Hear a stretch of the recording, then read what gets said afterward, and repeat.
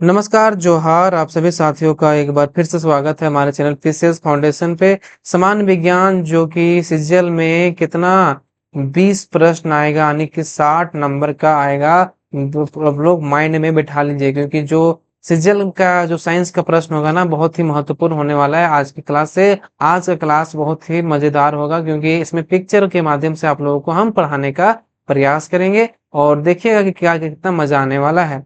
चलिए, अगर चैनल पर नए होंगे तो चैनल को सब्सक्राइब जरूर कर दीजिएगा और बेल आइकन को भी दबा लीजिएगा और वीडियो को लाइक करना भी नहीं भूलिएगा। आज हमारा क्लास नंबर दूसरा है।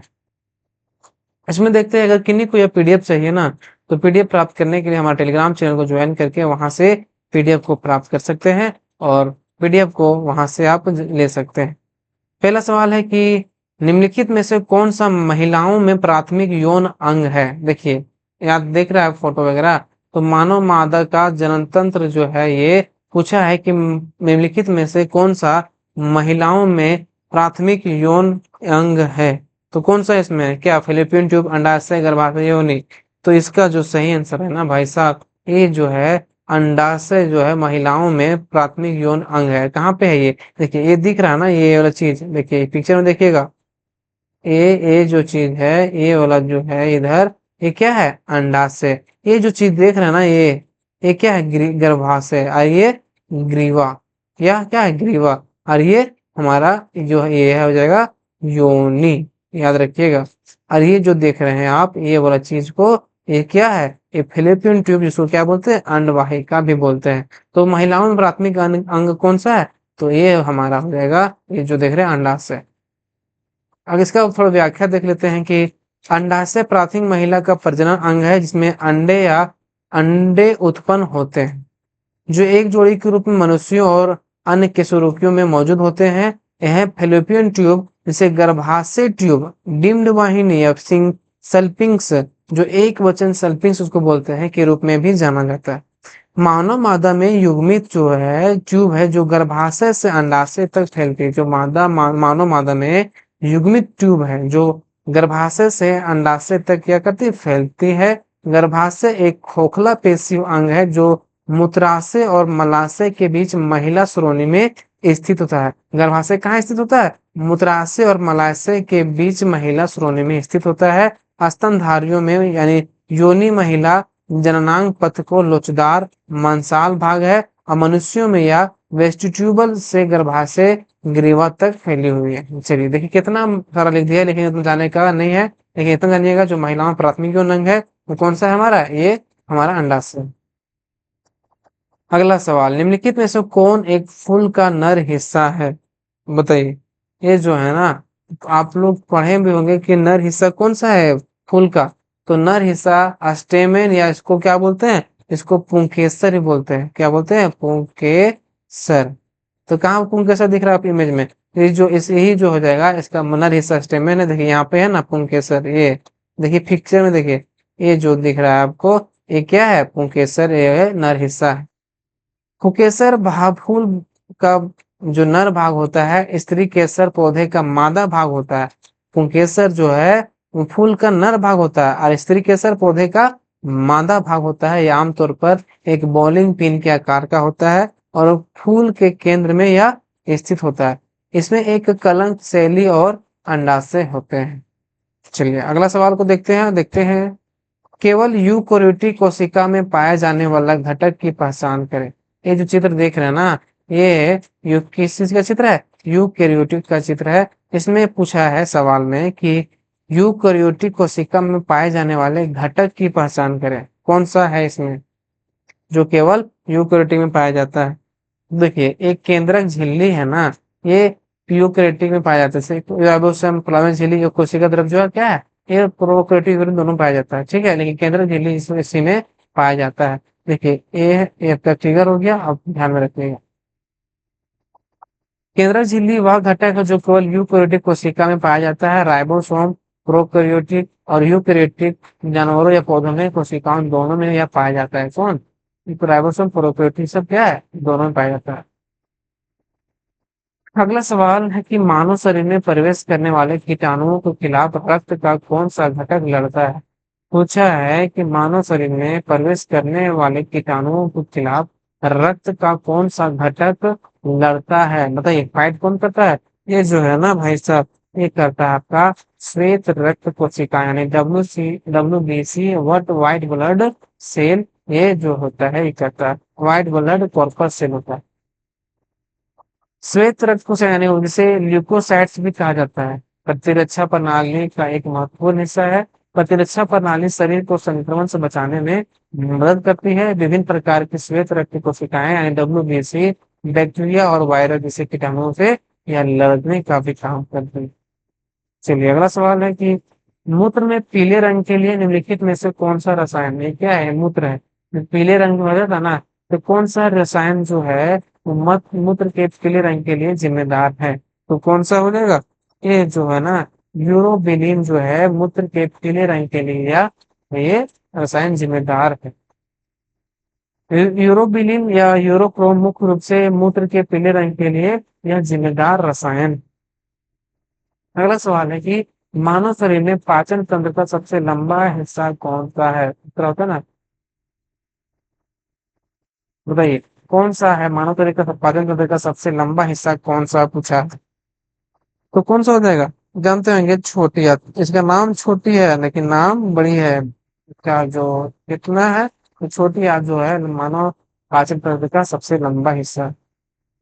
भोजन का अधिकांश जो पाचन छोटी आंत में होता है, जो GI ट्रैक का सबसे लंबा इसका जो लंबाई है वो 7 मीटर, मीटर में बात करें 7 मीटर और कितने 22 फीट, याद रखिएगा। अगला सवाल है कि अनानास एक प्रकार का पौधा है, अनानास जो है ना हम लोग खाते भी है, एक प्रकार का किस प्रकार का पौधा है, अनानास जो है ना एक प्रकार का जेरोफाइट पौधा है, क्या है जेरोफाइट, जानिएगा जेरोफाइट। आज इसके बारे में जानते हैं, इसके तुलनात्मक रूप से देखें क्या क्या होता है।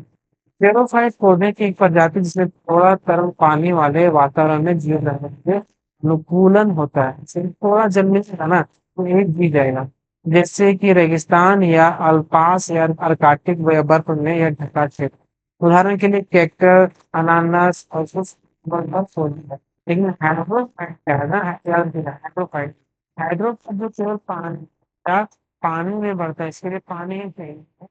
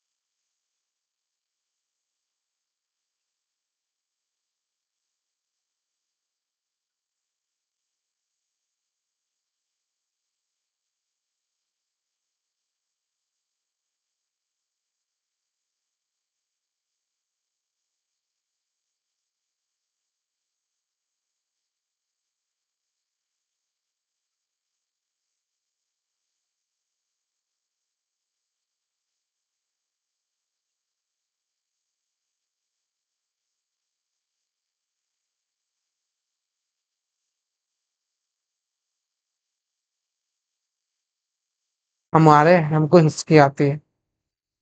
हिचकी डायफ्राम के अनैच्छिक संकुचन कारण होता है। ये कारण होता है मांसपेशी जो छाती के पेट से अलग है, जो छाती जो है ना, ये पेट से अलग करती है और सांस लेने में महत्वपूर्ण है।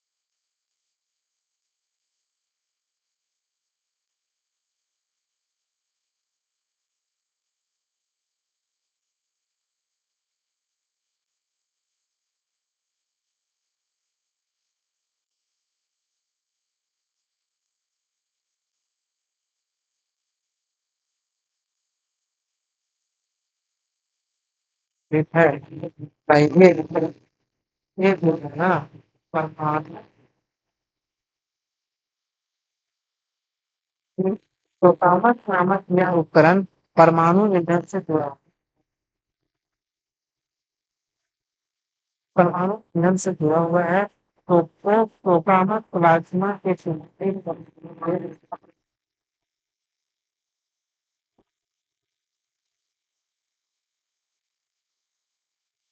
हीलियम और ट्राइटिल हाइड्रोजन के दो आइसोटोप प्रकार जो तो प्लाज्मा के चुंबकीय ईंधन के लिए परमाणु संचयन अनुसंधान में उपयोग वाला ड्यूटेरियम और टाइटेनियम हाइड्रोजन के दो आइसोटोप के साथ यह संचालित किया जाता है। इसे पता किया था, ये किया जाता है आपका हाइड्रोजन आइसोटोप के साथ संचालित किया जाता है।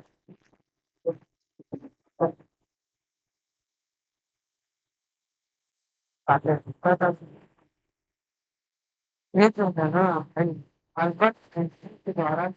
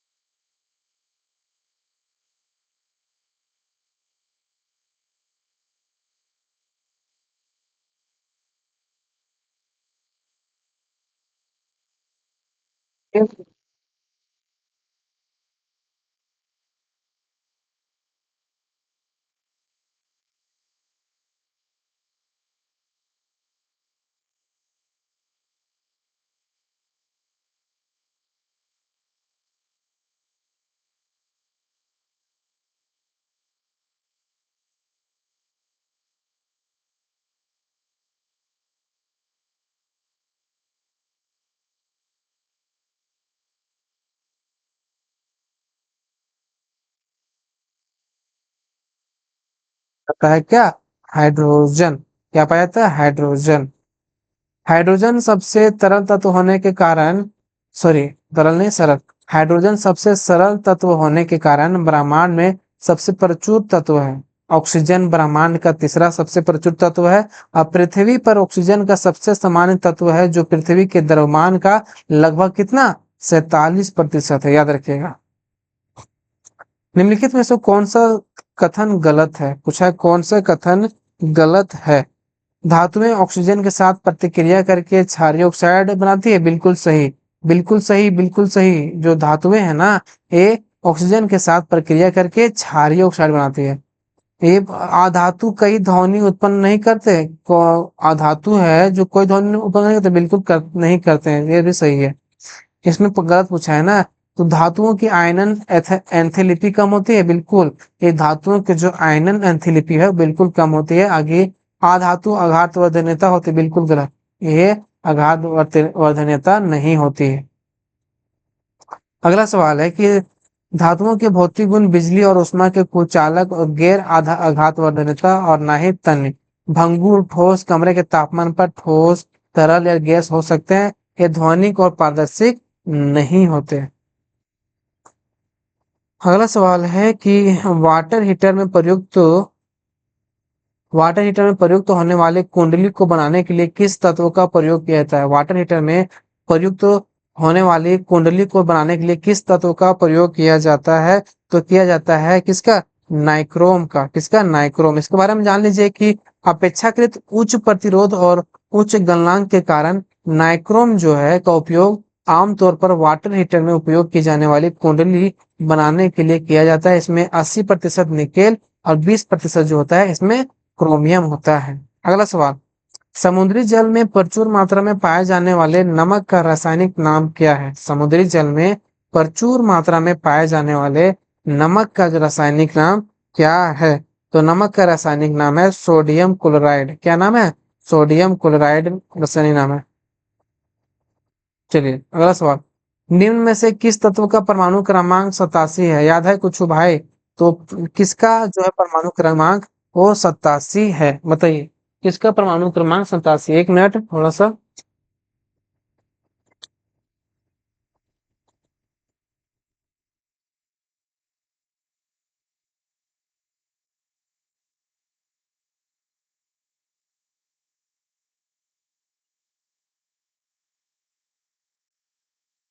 बताइए, बताइए, बताइए इसमें कौन सा किसका परमाणु क्रमांक जो है वो 87 है?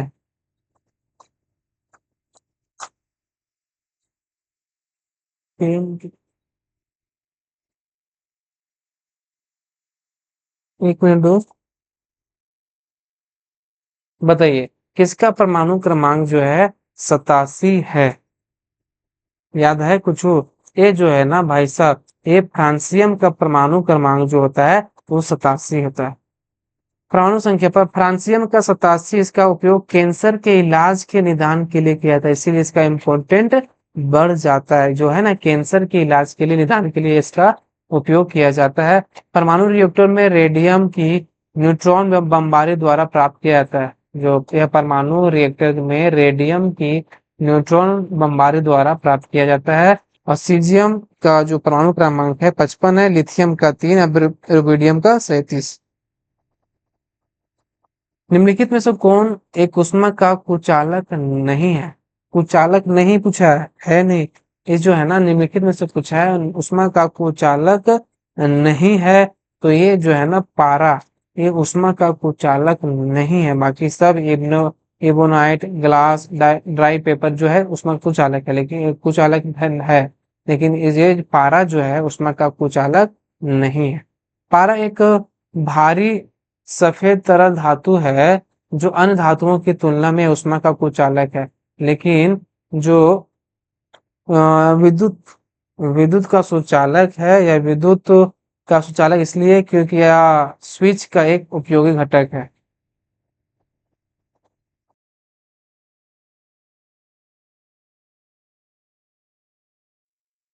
अगला सवाल है कि निम्नलिखित में से कौन ओजोन परत को नष्ट करता है? बताइए कौन सा है जो ओजोन परत को नष्ट करता है? ए है ना भाई साहब, ए अब कौन सा हो जाएगा? ए हो जाएगा आपका क्लोरीन जो है ना, ओजोन परत को नष्ट करता है। जब समताप मंडल में क्लोरीन और ब्रोमीन परमाणु ओजोन के संपर्क में आते हैं तो ओजोन अणुओं को अंदर नष्ट कर देते हैं। जब समताप मंडल क्लोरीन और ब्रोमीन परमाणु ओजोन के संपर्क में आते हैं तो ओजोन अणुओं को नष्ट कर देते हैं, और समताप मंडल से हटाए जाने पर पहले क्लोरीन जो है ना 1 लाख से अधिक ओजोन अणुओं को नष्ट कर सकता है। ओजोन प्राकृतिक रूप से बनने की तुलना में अधिक तेजी से नष्ट हो सकता है। अगला सवाल है कि मीथेन रंगहीन, गंधहीन, गैर विषैली लेकिन ज्वलनशील गैस होती है, इसका सामान्य नाम क्या है? मीथेन मीथेन रंगहीन, गंधहीन, गैर विषैली लेकिन ज्वलनशील गैस होती है, इसका जो सामान्य नाम है ना, इसको बोलते हैं हम लोग क्या? Marsh gas. क्या बोलते हैं? मार्स गैस बोलते हैं।